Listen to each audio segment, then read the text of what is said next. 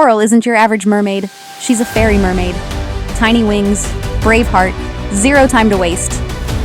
Sprig the sea dragon is trapped. The tide's running out. If the fairy mermaids don't reach him in time, he's gone. But Coral's not alone. She's got her best friends. And a pufferfish with a special gift. This rescue isn't just risky. It's impossible. Can one puff save them all? Watch and find out! We want to share our 10th book with a free animated read-along.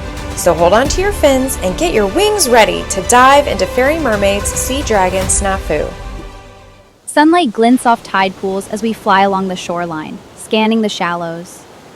He should have been back home in the kelp forest by now, Sandy says, her voice calm but serious.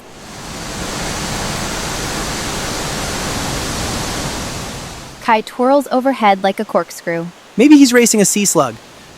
Those take, forever. He's not late, I say. He's stuck. I can feel it.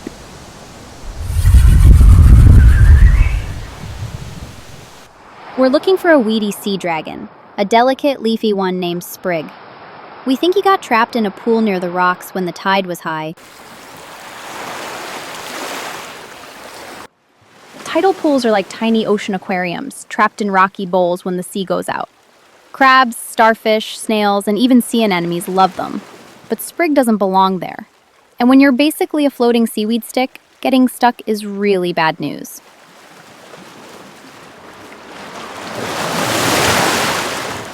We swoop lower, our wings skimming the salty breeze. See anything leafy? I call out.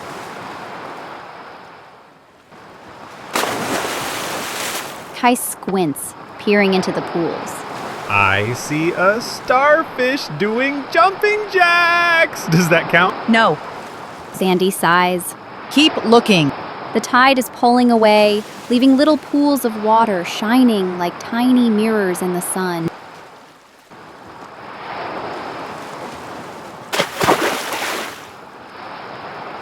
There! Sandy calls. We swoop down to a wide, shallow pool among the rocks. Floating in the middle is Sprig, his eyes wide with panic. Don't move! Kai shouts. I wasn't planning on it! He squeaks. I'm stuck in this pool!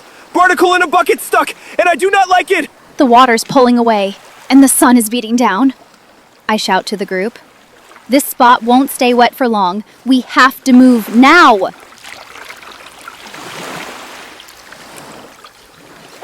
I'll dry out!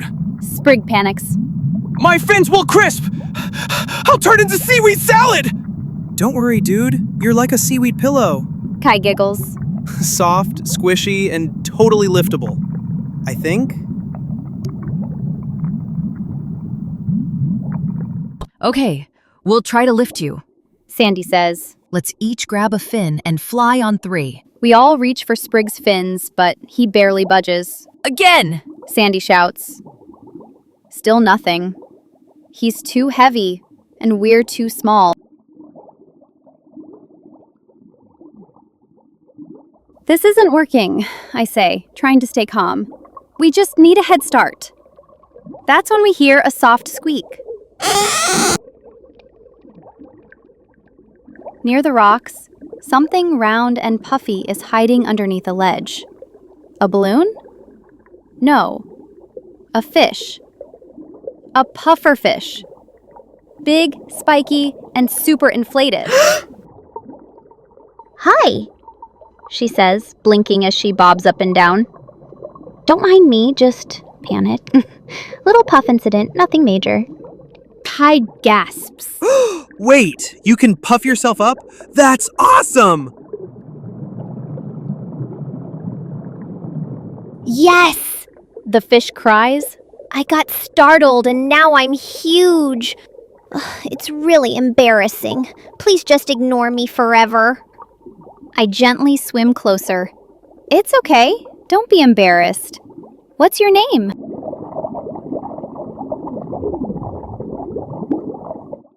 Pudge, She says softly.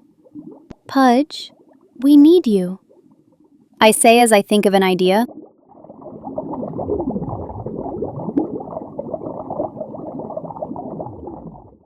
Her fins twitch. You need me? Are you sure? I panic puffed into a sponge. I'm not exactly hero material. I glance at Sprig, still floating in the pool. Then I look at Pudge. You don't act to be a hero, Pudge. You just have to puff in the right direction.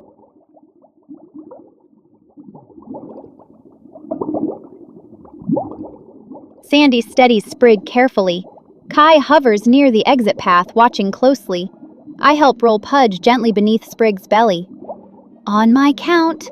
1, 2... Sprig trembles, Pudge puffs. Hey! Pudge blasts a big gust of air like a balloon cannon, sending Sprig flying out of the pool with a huge splash. Sandy and I fly up after him, grabbing his fins as we flap our wings under the warm sun.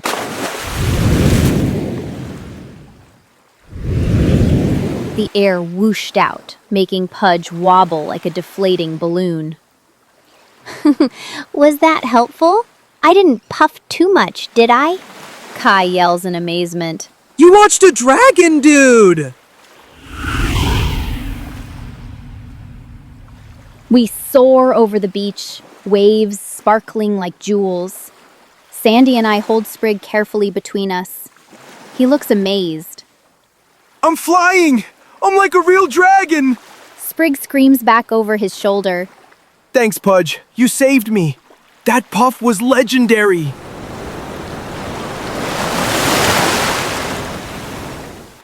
We splash down into the cool, deep ocean. Sprig rests safely in the forest, tucked among the swaying kelp. In front of us, Pudge swims with steady confidence, proud to be herself. She knows her puff isn't a fault, but a special gift.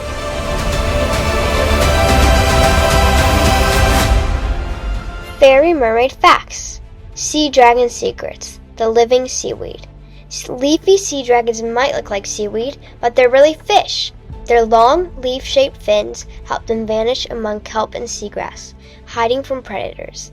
They move with tiny flaps of nearly invisible fins, drifting so gently they seem to float. Slow and stunning, how sea dragons survive. Unlike speedy fish, sea dragons are slow and peaceful. They don't bite or chase prey and rely on their camouflage to stay safe. Their delicate fins work best in calm water near Australia, where people help protect them. The pufferfish puff, nature's balloon.